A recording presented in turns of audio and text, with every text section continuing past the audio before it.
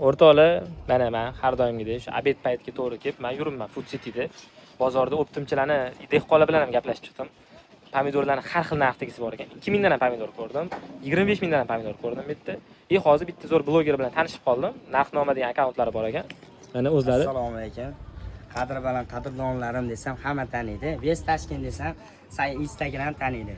2000 ga ham pomidori bor, 25000 ga ham pomidori. Faqat nima desa bo'lar ekan, pomidorni sifatiga qarab, astat yuklar sal arzonroq sotib olish maqsadida berishaveradi. Bir xilga blogerlar chiqib, narxini haligi odam ko'paytirish maqsadida odamlarni aldab qo'yadi.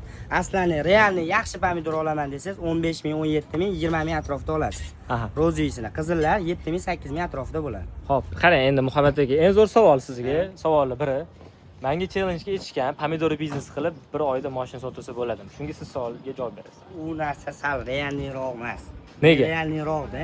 Bunaqa qiladigan bo'lsa bizda ko'rsangiz, mana hammasi bizaniki bo'lishi kerak. Avtoda turibmiz, ishchilarimiz bilan salqin konsentrayda o'tirgan bo'ladi. Hamma mashinalar bizaniki bo'lardi. Hamma mashinalar bizaniki bo'ladi. Xo'p, o'zi mashinasi real bo'lsa, agar masalan real bo'lsa, bir oyda mashina sotib olish real bo'lsa, qanaqa shaklda bo'lardi yoki norealligining sababi nimada? Norealliging sababi dehqon ko'p. Hop. Olsatalar ham soni ko'p, bozorlar soni ko'p. Shuni hisobiga-da.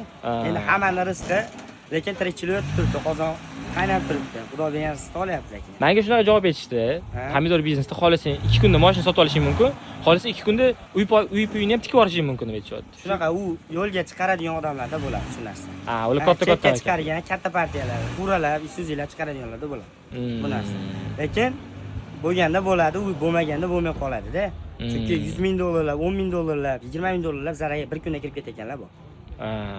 Bitta sizga savol. Agar mana siz narxnoma degan akkaunt yuritasiz, 5000 ta obunachingiz bor. Pomidordan boshqa biznes bo'lganda qaysi birini tanlab ishlab ko'rgan bo'lardingiz?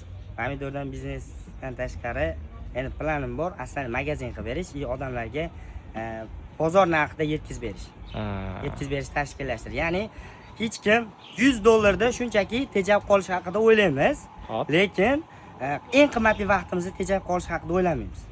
O'sha narxnoma odamlarda eng qimmatli vaqtini tejab qolish uchun harakat qiladigan brend. Vaqtini, asabini dastavka qilib yetkazib berasiz vaqtida pomidorni. Yo'lda probkada, issiqda yurishdan, shundan asraydi. Bozorga kirsangiz, bilsangiz mana kirgan bo'lsangiz, mashinalar qo'yib qo'ygan, qaysidir arava tegib ketgan, qirilgan, shunaqa muammolardan asrash maqsadida odamlar. Eng qizig'i Food City 15 kilometr ekan. Food City 15 kilometr. Uzog'i shunaqa. Zo'r. Tushundim. Rahmat. Sizni ijodingizga ham omad tilaymiz. Biz bu ma'lumotlardan foydalanamiz. O'rtoqlar, borgan sari men tushkunlikka tushmayapman-ku, lekin xavotir qilish boshlayapman. Bir oyda mashina olish masalasida. Mana Muhammad aka, siz qanchadan beri ishlaysiz sohada?